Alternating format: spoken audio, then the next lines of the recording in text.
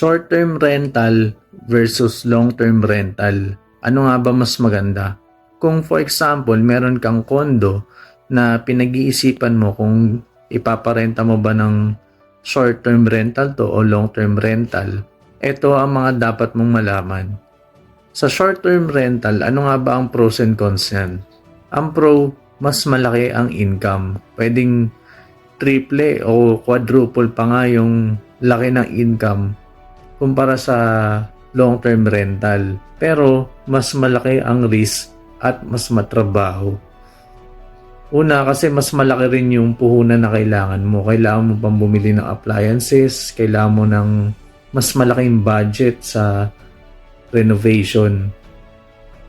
Kailangan mo ng advertising cost, kailangan mo pagtuunan talaga ng oras, yung pagsagot ng inquiries, araw-araw yan. Kailangan mo ng housekeeper para i-maintain.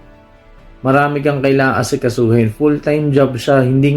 Parang hindi nga kaya to ng isang tao kung tatrabahuhin mo eh. Sa long-term rental naman, mas maliit yung income niya, pero mas sustainable at consistent.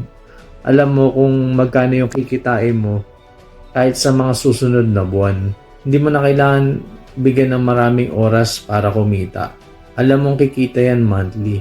Kailangan lang ready ka sa maintenance. So, nasa sa'yo yan kung saan ka mas komportable.